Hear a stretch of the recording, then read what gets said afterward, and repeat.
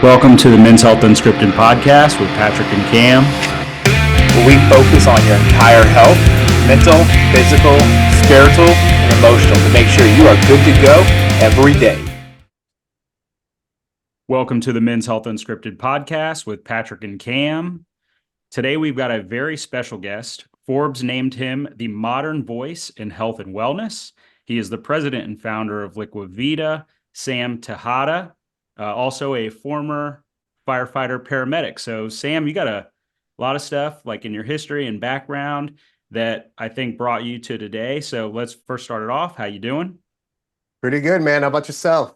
Pretty good. Happy to have you on here. Yeah, we can't complain. A new year, starting off with some new information. It's always good to have some fresh guests to come in and share some information. That's the truth, man. It's all about knowledge. Knowledge is power. For sure. So doing a little bit of research on you, like former first responder, now 8-figure businessman with Liquivida. A lot probably happened in between there. And I noticed that based on our research, like a lot of this kind of started to really happen during and after COVID, when people really started prioritizing their health and realizing that people need to get healthier. So where did this situation for them? Yeah. So where did this journey start for you? And how did you end up kind of where you are now? Yeah, man. Listen, you're absolutely right. COVID really started getting people really focusing more on their health and wellness, especially when you started to see the people that were dying from COVID. There was a lot of the people that were like heavily obese, had COPD, all kinds of chronic illnesses a lot of chronic illnesses that can be avoided through living a healthier life. So now to answer your question, where did my journey start? So as you can see right here in the background, I got all of my gear that they gave me once I retired from the fire department after 12 years of service. And, when I was at the fire department, when I first started working at the fire department, it was a very old school type of deal, and I was going over to the firehouse, for my daily shift. You had a lot of these old timers. These old timers, man, they were old school. They were frying stuff in the kitchen, just eating horrible. I mean, you thought like McDonald's had some crazy greasy burgers. The stuff they were making there, it tastes good, but it was just not good for your health. So I told myself, I says, man, I can't be like one of these firefighters with the big beer belly. Like I want to be that cool firefighter who's on the calendar, and I did exactly that, actually. I was on the fireman's calendar, the charity stuff for like 2-3 years. And the cool thing about that is it could have gone two ways. It could have gone where a bunch of these guys that, are old school firemen, they would either embrace me going through this health and wellness journey to get fit, look good, feel good, or, I'll be the laughing stock of the department. So obviously you're always going to get a little bit of that firehouse humor. But actually, a lot of these guys, they were coming up to me and was like, Sam, how are you doing it? How do I eat healthy? What do I do? So my passion really begun there. And then, my days off in the fire department, because we work these, 24-hour shifts, and then we're off for 48 hours. So most firemen, what they do is they have some kind of side hustle to basically supplement their income. And what I did, I got into the wellness space. So fast forward 6 years from there, at the age of 26, because I started at the fire department when I was 20, I went ahead and, started Liquivida. It's an opportunity that came through the other type of wellness work that I was doing on my days off. And it was supposed to be just a side hustle. And truthfully, what ended up happening, it grew into what we have today, where we have multiple wellness centers throughout the nation. We're on the pharmacy side, distributing our IV vitamin therapy product to over 4,000 doctors. And we're actively franchising and giving people business opportunity to help take care of other people's health. I think some of your story really highlights that hopefully resonates with everyone, is that it's something we all see, whether, your background is going to be in, like for yours, like the community service side, healthcare, sports, things like that, is when you have a teammate, you have someone you're working with, you're close with, and you see them doing really good. There's always that like air that guys don't want to like focus on health. They don't want to think about their health, but when they see you looking good, they come to you. They'll ask you questions. I remember the same thing for these old timers, of course, the big thing is like, oh, how are you doing it? And you're like, well, one, I'm like 30 years younger than you, so that's kind of a big step. But like, we're going to bypass that, because we had the same thing in the military. Is there was always like the really jacked guys, and you always had the other dudes going to them for like the pointers on working out and the pointers on diet, Right. things like that. So it's Exactly. always, it's that leading by example, I think.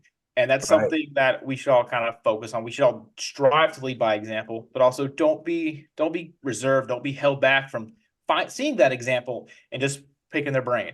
Go up there and ask them questions, because they may point you in a direction or a product or a service that could really help you out and get you on that track where now you're getting towards that calendar look. I agree. Absolutely.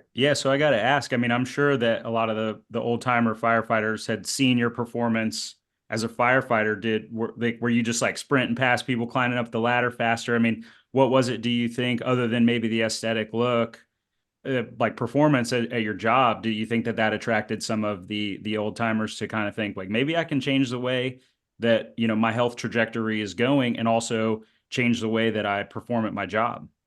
Yeah, I mean, for the most part, yes. It's one of those things that in the service work, we would always say is you're only as strong as your weakest link. No one wants to be the weakest link, right? Because then it's like we're carrying the weakest link on our back, especially when you're talking about being a firefighter. If you're inside of a warehouse fighting a fire, the last thing you need to do after, you're already going in there with tons of several pounds of equipment. Last thing you need to do is have another 100 and something pounds of equipment, or 200 and something pounds of equipment, between the person and all your other equipment to actually drag out. That does motivate other people to start making sure they start taking care of their health, because it's, when you're talking about fire, police, military, people are very competitive, right? So no one wants to be that weakest link. So I would say, yeah, it definitely motivated other people to start taking care of their health and wellness. That's definitely something we always, that's something we always see is like, it's a lot of, as you said before, the firehouse talk, there's that bullying that kind of comes in play. And while it can be seen from the outside as kind of like a mean-spirited thing, it really is kind of a way that guys kind of talk to each other to kind of point out that someone may be maybe a weakest link. And it's something that we all do want to work on. Like you said, we don't want to become that link. So it is kind of a way for us to kind of self-govern each other, self-check each other in our units, our smaller units, just to make sure that something happens, we can pull each other out, like you said, because that extra 200 pounds is literally on your back. The fireman's carry, like, if those listening don't know what the fireman's carry is, check it out, Google it. You're literally carrying a person on your back, and it's a very effective method for moving individuals, and you just hate to have to actually do it. Right. Firefighter journey, you've got a side hustle as Liquivida. Can you elaborate a little bit more on how that started? And then at what point did you say, man, I'm doing pretty well at this Liquivida, and it might have been hard to leave the fire department, but what point did you have to make that tough decision? Yeah, so that we'll get to that part. That it was a tough decision, and I do have other guys in the fire department that have their own, side hustles that they started that became to a certain level of an enterprise, and they're still at the fire department, and it's actually holding them back. And if I could have changed anything, I would have actually retired even earlier, before the 12 years. And to start off with the journey is how I mentioned before, I was working for a different anti-aging clinic, one of the pioneers in the space called Cenegenics. And what I would do on my days off, I was the phlebotomist. I would go draw blood on their patients throughout South Florida. We had about 350 patients here in South Florida. And these patients were some of the most affluent people on this globe, right? So every 3 months, I would go draw their blood, and they were part of these anti-aging programs that were extremely expensive. And they would see a functional medicine doctor, and you would see, I mean, I remember a lot of these patients, they would start the program, they were heavily obese, they had no vigor, vitality, decreased libido, and within months, I mean, their whole life changed, right? So I was seeing this happen, but the part that got to me was, well, why is this only available to the most affluent people on this globe? How do we bring this to the masses? Because the regular guy like Fireman Sam should be able to have access to these type of modalities, right? So throughout the years of me doing these blood draws and every 3 months seeing these people building relationships, a lot of the clients that lived here in South Florida, they also had homes in California, Colorado, and other different states. And they ended up telling me, they said, hey, Sam, I do these IV vitamin therapies back in California or Colorado, and the guy who does it for me, he's a firefighter paramedic too. You should look into doing this. So when I had like the fifth patient tell me about this stuff, I started looking it up. I was like, what is this vitamin IV therapy stuff that they're talking about? And I started seeing what was soon to be my competitors, what they were doing. And I said, you know what? I can do that, but I can do it better. So then that's where I ended up pitching this idea to this doctor I knew close to my neighborhood. He was a chiropractor that had also medical. He was more into integrating Eastern and Western medicine together, right? The chiropractic acupuncture, but also having traditional medicine. And he had a pretty nice sized room in the back of his office that was for physical therapy, doing PT work, bunch of equipment, and all it was doing was collecting dust. So I saw that as the opportunity and it says, hey, let me get that back room. You cover the medical direction, front desk, all of that stuff. And let me go ahead and put some chairs back there and I'll give you 20% of whatever I make. I'm going to operate it on my days off. So he agreed to it, right? And I ended up taking $500 I had in my back pocket, bought some chairs, bought a few cans of paint, created a nice, comfortable room. And within a few months, I had people driving an hour and a half to come get these IV drips. And that's at that point, that's when I said, you know what? I think we got something here. And that's when the brand of Liquivida came to life. Fast forward 10 years later, I haven't taken any outside capital. I haven't taken any investment. Now we're a multi-million-dollar company. We've grown substantially. We're actively selling franchises, 32 locations, more than half are open currently. We're on the pharmacy side. We distribute our proprietary IV infusion kit product to over 4,000 doctors throughout the nation that offer Liquivida IV drips. And our wellness centers are full comprehensive wellness centers. We don't just do IV drips anymore. We do everything from all the diagnostics, body composition analysis, VO2 max, hormone optimization. We do peptide therapies, stem cell derived products. We do medical aesthetics, Botox fillers. We do it all. I mean, we're here to take care of people's health. You really seem to definitely expand it past just a normal IV kind of therapy. That's something that's pretty common as well. As a lot of people, especially for like hangover days, will go out and get one of those kind of things. In the pharmacy world, we consider banana bags. So, without asking or trying to get in any kind of like proprietary information, like what look in your process, your mind process, what made your product different from your competitors? Because they were saying those competitors were kind of off west. Obviously, there had to be some on the east side of the east side as well. What kind of makes your product different? Your services different? So when we talk about the product, the IV product, when we first started, I was doing it just like everyone else. We had about 20 to 30 multi-dose vials of all the different vitamins, minerals, and amino acids. And we would play the role of like the mad scientist. You take 2 milliliters out of this vial, 3 out of this one, you're mixing it in the bag, you're creating the osmolarity. And in the fire service, we got something joking around all the time. It says everything has to be fireman proof. Fancy word for idiot proof. So in the back of our trucks, when we have a patient who's in a cardiac arrest and we got to give certain anti-dysrhythmic drugs, all of those drugs like the epinephrine, atropine, they're all pre-measured pre-dose. There's no drug calculations needed because when you're in the back of that truck bouncing around, going over the train tracks, you don't have time to make those type of mistakes.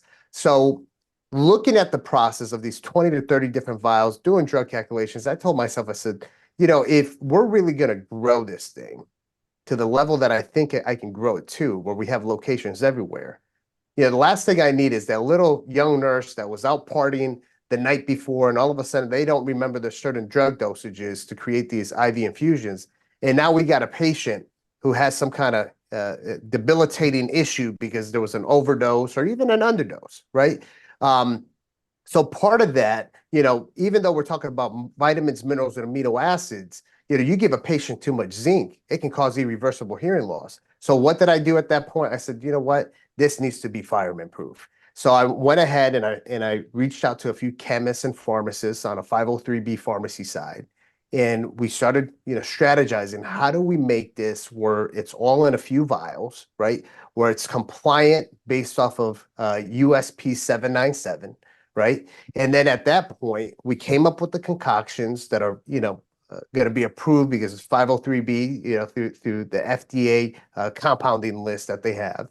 And we came up with our different formulas of our IV infusion kits. So what makes these IV infusion kits better? The dosages. They've been evaluated, overseen by many medical doctors and pharmacists. Our dosages are a bit more aggressive than the basic like Myers cocktail and stuff that people have heard of, right? They're formulas that fit the different personas, everything from the athlete to the executive to the person who's trying to build their immune system. The actual product itself, I pride myself as it being some of the cleanest product that's out there. It's preservative free because we don't have multi-dose vials. It's one packet per patient, right? So it's single dose vials. So it's preservative free. It's manufactured in a 503B FDA registered pharmacy. And the product is tested, third-party tested by FDA registered testing facility.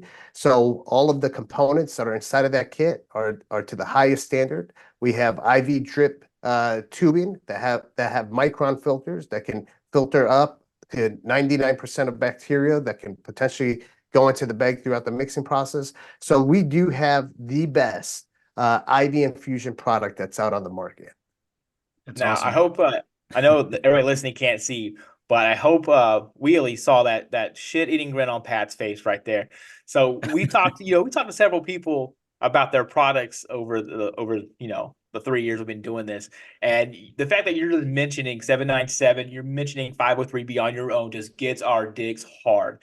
Like this is the kind of stuff that like a lot of people overlook, and we've talked about it before in some episodes. We talked about like smaller pharmacies compounding like Ozempic products and things like that on their own. And it's sketchy because when you come to any product that is going to be injected into the body, it does need to be sterile. And 797, for those who don't, aren't up to speed like we are, is the sterile compounding like guidelines for this. So it's what the USP puts out for us to follow just to make sure that, this product is not going to kill you. And it's something we follow in the nuclear field as well. We have to keep our products very clean because they're usually going into cancer patients who are immunocompromised. So like just hearing that, and it's something you brought on your own too. It's not like something we had to like ask you about. You were just like, no, this is what we do. We know how to do this correctly. We've consulted people. And it wasn't like, oh, my friend's a doctor and he said we should do this. You were like, no, we went through doctors and pharmacists and chemists and the FDA got approval. That right there should shine huge amounts of light, and probably is exactly why you've been so successful at this, because you're doing homework on this. You're not just throwing stuff into a bag and saying, yo, let's shoot this stuff up. You'll feel great. You're like, we're making sure this is going to be exactly what you need. That is phenomenal. It is phenomenal to hear that. I appreciate that. And, ultimately, the money of having a successful business, that's a side effect, right? So we have actual goals. We have a mission that we're trying to do. Number one is we're trying to change the course of medicine. We're trying to get out of that sick care model. We're trying to get people to focus more on that proactive, preventative approach to the health and wellness, figuring out things that can become a problem and focusing on the root cause before they actually do become into a chronic illness. So part of that is making sure that there's a lot of compliance in place. There's quality, there's good customer service. We got to protect the industry. And it's important for all of us that are in the industry to come together to actually make this happen. It can't be done fragmented by one individual company or one individual person. It's really collectively everybody coming together to make sure that things are being held to a certain standard. Yeah, for sure. I think you were taking me back to pharmacy school in that 797 discussion. I just heard one of our professors like, damn, Sam's on it. Hey, listen, all the recent changes that happened in November, I got to be on it. I mean, there's a reason why, I don't know if you guys know this, but recently I was appointed as the chairman of the American IV Association. So, we're just finalizing putting our scientific advisory board together with a bunch of MDs, PhDs, and pharmacists. But, there has to be a certain level of knowledge on my end to make sure that the association moves forward with all of our 20 founding members that are a part of the association, which are leaders in the industry, other CEOs, my competitors. I got competitor CEOs that are in 47 different countries, right? Just one competitor that's in 47 different countries. So it's important. This is something that the industry has seen that there's people out there that will cut corners. So for us is making sure to hold the industry accountable, set the standards, and work with the right people, to make sure that things are done the right way. Congratulations on appointments, because you definitely don't have to tell pharmacists how difficult it is to get any kind of like advisory board or even state boards up off the ground and, kind of get away from the umbrella of, the medical doctor associations and things like that. So we definitely know the work it takes. So big congrats on that. Awesome, man. Appreciate it. Yeah, just using pharmacist. A lot of people kind of skip us. Sometimes I think we're like the redheaded stepchild of healthcare in a degree. Like people only kind of want us around when they need us. So thanks for using pharmacists. That's it, big. Man. The pharmacists know a lot about the different chemical structures and everything else that we're putting together. So without them, we don't have any products to be in business. So it's very important, especially when you're dealing with compounding and you have, all of these three-letter word governing agencies down your throat. You want to make sure you're bringing everybody into that round table meeting to make sure that we're all unified and understand what's going on. For sure. Do you have any other examples of maybe some challenges that you had while setting up this business and growing it? Because your industry is heavily regulated. There's so much compliance, just like we've been talking about. Did you have any hiccups or issues that you would care to discuss a little bit on that journey?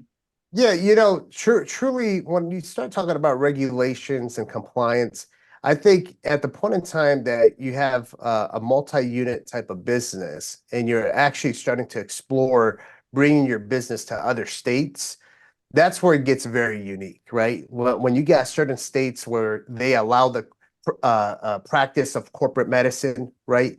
And then you got other states where it has to be a doctor that actually owns the medical clinic. And then you have certain states that are just completely different when it comes to any kind of regulations on the medical practice, standard of care, scope of practice, all of that stuff, right? So I'll give you an example. We decided to sell a franchise in Arizona. Well, Arizona is one of the few states that allows naturopathic physicians. You even dare try to say naturopathic physicians publicly here in Florida, they'll be ready to put the handcuffs on, shackles on your feet. I mean, they'll put you in jail. So now you're talking about you got naturopathic physicians that are treated as doctors, right? Because they are, and they even have hospital privileges. So now it's like you're dealing with just a variety of different rules and regulations depending what state you go into. The other day, don't quote me on this, but I think it was Louisiana or one of those states. With the IV nutrition world, going as crazy as it is, they decided to start putting certain regulations in place, right, in the state, and I believe it was one of those. In that particular state that I'm thinking about here, they put regulations in place where they're not even allowing a nurse practitioner that has the ability to diagnose and prescribe to do a basic IV drip. Can you believe that? They're not even allowing a nurse practitioner to do so. And why is that the case? Is because you got a lot of people that are sitting in these political seats that have absolutely no clue of anything medical, of anything pharmaceutical, making these decisions without even having any clue what decisions they're making. And what that does, it puts a negative pressure on the industry, puts negative pressure on us as the medical professionals and the business owners in there. And that's where we have to collectively get together, fund the association so we can get the right people, the lobbying people to get, in the ears of these politicians to make sure that things are happening done correctly. Yeah, I can say like there's a very similar example. I was out of school. I was doing a pharmacy like telehealth service for Medicare, MTMs and things. And you could call quite a few states, but there were certain ones like Louisiana, Tennessee, Colorado. I think there's a few other, Nevada, and there's a few other ones. But you, as a pharmacist, you have to be licensed in that state to do a simple MTM. It's the same across the board, but just they want to limit it to only licensing in that state, which kind of doesn't make any sense. An MTM's an MTM, but right. There's just regulation everywhere. And I can see what you mean. Just sometimes just people that have no idea what's going on. And really in some of those states that don't have that or that have that regulation, it's harder to get the patients the MTM. So it takes them longer to get the service that they need, you can clear up their drug list or find inappropriate prescribing with a simple phone call. But based on that, you can't. So I would assume in that case, you as a pharmacist, you would have to go ahead and take the board exams in that state again, and go through the whole process and pay a fee, right? There you go. That's where they get you, right? They want to make sure they collect that fee. And then at that point, once you have that license for taking the same test all over again and passing it again, now you can go ahead and start doing stuff in that state, right? Well, it's good. It's good for pharmacy though, just because we only have to pass the law. So the NAPLEX goes across the board. Oh, so that's cool. Yeah, so it would just be the law exam. Cam just recently experienced that because he moved to Louisville, but he had to get recertified and all that kind of stuff. Yeah, Which that makes sense because every state's a little bit different when it comes to the law, right? Different Sure. state statutes. But that's pretty cool that there's a national licensing or certification for you guys, for the pharmacists. It does vary, so it could be something that also may be inclusive for some of like your nursing staff or even some of your ND staff, where the knowledge test. So for us, the NAPLEX doesn't always transfer directly over. Some states require you to take like a competency exam just to make sure that you know what's going on the up and up. I think there are a few states that does require you to retake it, if I'm not mistaken. So it's not every state that's directly transition, but like there might, even for the other professions, there's got to be some states where they might just be able to get licensed in that state and they might be good to go to continue on with whatever their procedures are. Well, that's the thing that always gets me. Every state's different, man. Been sure. dealing with it, New Jersey, and then we're now tapping into New York for the clinics, and it's like, hey, everything you do has to be done by union work. It's like, okay, where do I find these people? They're not going to tell you that. Very interesting, right? Yeah, good luck with that one. But so how is maintaining your health in this journey and creating a business been able to like have you optimize this business? I mean, if you're not healthy, clearly your patients would see that. But then also, how does that help just your ability to run a business every day? I run a business every day. It's hard work. It's a lot of work, and be able to kind of have you optimize that and continue to grow it. Taking care of my health is not even a choice, right? That's how I perform at my peak levels. I'm big into biohacking. So anything I can do to biohack my body and have it performing the best, that's what I do. I'm big into mitochondrial health. That's important. You want your mitochondrial cells to be powerful, to produce good ATP production. Those are your energy cells. And then also, obviously, I work a lot with my brain. I'm a visionary, I'm a thinker, I'm a strategist. So I need to make sure that my brain health is on point. So for me, a lot of the neural health, biohacking are things that I focus on, like NAD+, right? There's a few other things that I do as well, like my bulletproof coffee. I do the Synapsins nasal spray that has NR, which is a precursor to NAD. Like literally every morning when I do that synapsin spray, like my whole life is in high definition. I hear better, see better, speak better. It just has me on point.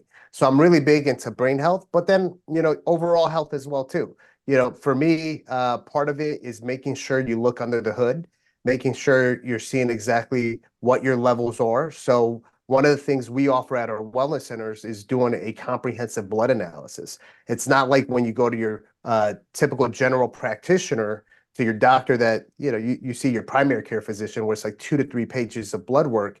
The blood work we do is anywhere between 20 to 80 pages long. We test for things that your regular doctor is only going to test if you're symptomatic. For us, it's let's go ahead and get a good bird's eye view of what's happening with your health, even when you're not sick. So we could go ahead and see things that are potentially getting outside of your regular levels, right? And then bring them back to your optimal ranges. So we look at micronutrients deficiencies, right? Vitamins, minerals, and amino acids that your body's biochemistry utilizes to function on a day-to-day basis. We look at toxins, any environmental or toxins that you can get from food as well, environment or food toxins, where if you have something, for example, like heavy metals, we're going to go ahead and put you through a detoxification process so those heavy metals are not sitting in your body causing neurological issues and all kinds of other deficits. We're looking at hormone imbalances. We're looking at food sensitivity. And these are all things that if you don't do the testing, you just won't know. important because it is really difficult to get blood tests, especially like if there's a certain test you're wanting to get and you go to your doctor and ask for it, they fight you so hard on Oh it. my Even God, it's like yeah. for myself going to the VA, like they fight me to get these damn blood tests. And it's like, I just want it done. Like it's Yeah. paid for, just do it. And it is such a pain in the ass to do that. So like offering that as just like a comprehensive thing is super helpful for patients. Cause even if, they're only looking for one thing, if they get the big picture, maybe that one like low factor is being contributed because of another thing. And now they're like, oh shit, now there's something else more important I got to focus on.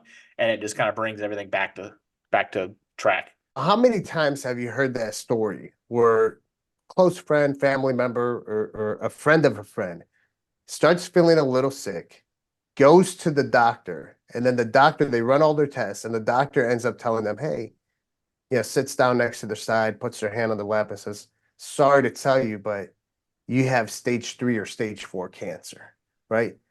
First question is, well, what happened with stage 1 and stage 2? Why did we skip that? Because a lot of these diseases, they hide inside of your body so well that you don't even know you're sick. So that's where the importance of doing these tests consistently, once or twice a year, is to try to find things before they actually do become an issue, because sometimes you just won't know. Yeah. No, Cam something he said resonated with me. I was fighting with a doc the other day because I just wanted a B12 test on one of my clients because they take a series of medications that deplete B12. And so we've been helping them out with that. And I'm like, hey, doc. And they're like, oh, that's not real. That's not real. And I'm like, yes, it is. Like, what are you talking about, dude? So it's just crazy. Like, just like Cam said, it's just crazy to get like your average physician that's providing sick care. And we can kind of talk about that here in a minute, providing sick care to the patients just to like, dude, can we just draw like a vitamin B? Like, that's it. You're already drawing the blood, right? I Right. mean, just check the box. Sick care to well care. It's a little bit about prevention. Can you talk a little bit about sick care? I know that you've discussed quite a bit of that on your podcast and different avenues, and how maybe making the transition to well care can kind of prevent sick care. Yeah, so that's actually one of the things that myself and all of these CEOs that are leading the industry are talking in my book that I just launched, which is called How to Win in Modern Wellness. And, one of the things that all of us talk about, all these different biohacking and preventative health measures that we take, is to avoid getting stuck in the system that we've been stuck in. When it comes to traditional medicine, and I never disregard traditional medicine. Traditional medicine has saved so many lives. It truly does work, right? But there's a whole other step before that that we can't forget about, which is more of that proactive, preventative approach to your health and wellness, where it's more of well care versus sick care. Let's not wait until you're sick to then take care of yourself. Let's start taking care of yourself when you're not sick, so you don't have to even worry about needing traditional medicine, right? So that's the main focus that we're trying to target, by doing these different diagnostics, the blood work, body composition analysis, VO2 max, resting metabolic rate, looking at your metabolic health. So we could try to find these things before they actually become a true problem. Kind of as you're, exploring these options with your patients, do you guys, well, basically like the insurance model kind of promotes sick care. Oh, yeah. Do you guys take insurance? Do you do a little bit, or is it cash pay? Like, how are you offering these services to your clients? Yeah, so we don't take any insurance. We're all out of pocket pay. So the people that come in, these are people that want our services, right? They want to help themselves.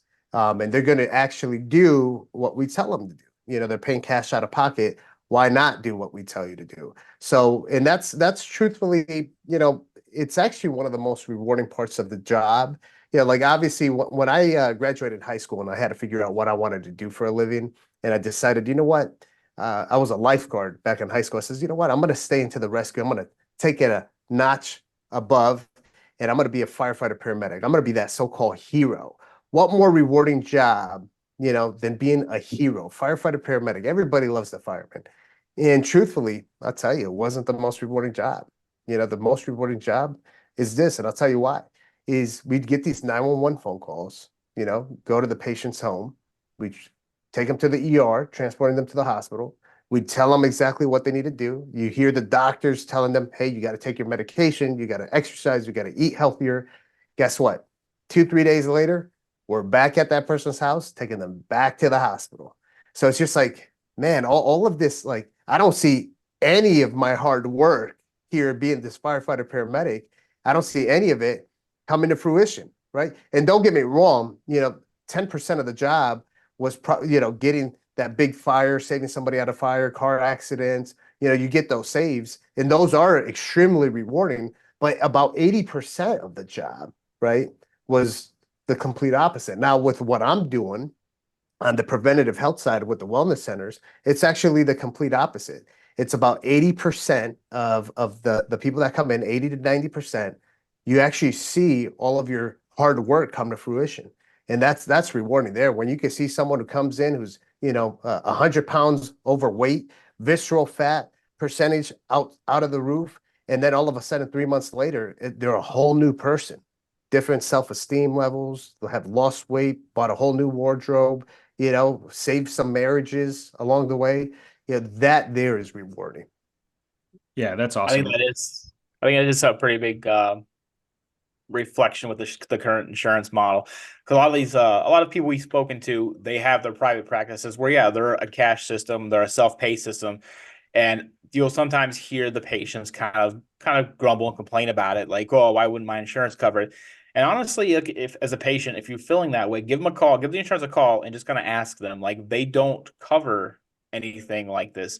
And that helps kind of drive patients into that self-care mode, where it's like, if you want to do this, you do have to kind of take that step, take that work in, and then focus on yourself, because like Pat was saying, it really is sick care the way insurance in the hospital model work. And it is something we deal with in, pharmacy, and then the hospital healthcare side as well. Patients are constantly coming in, and it's the same problems.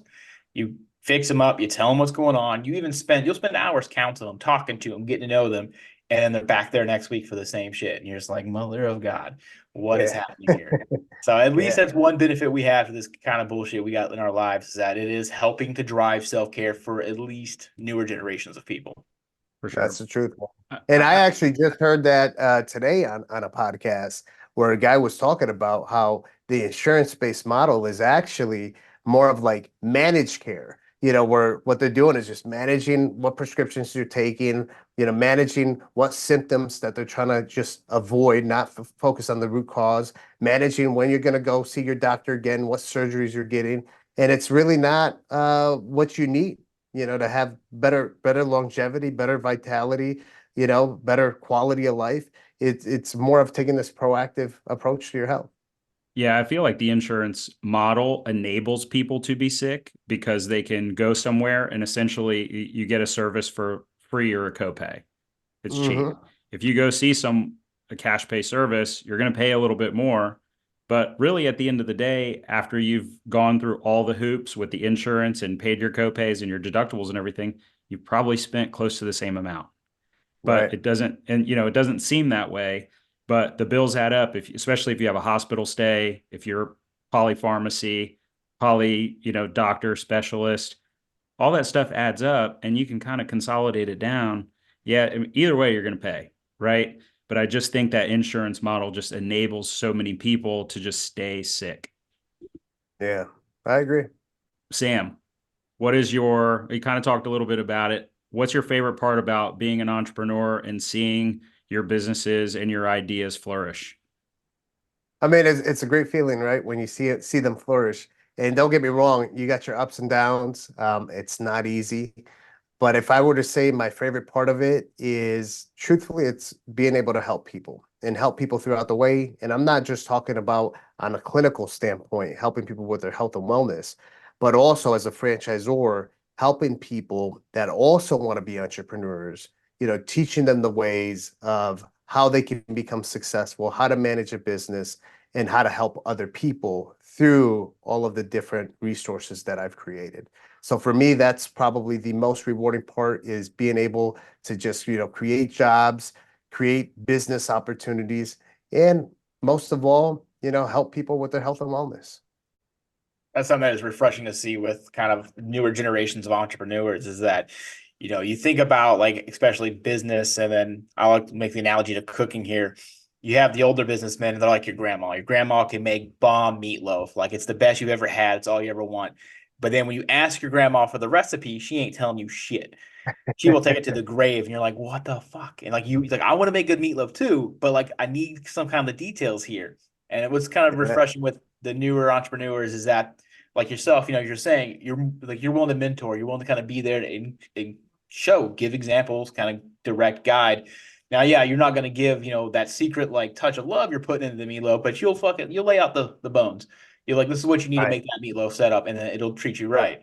And it's something that's good to see because like even we talked about, you know, the older firemen kind of stuff. That older mentality is starting to kind of go away, where it's closed off, everything's kind of coming more open and more of a growing environment, and it's just great to see. Yep, I agree with that 100%, man. And that's the way to do it. You know, there's no I in team, how they say, right?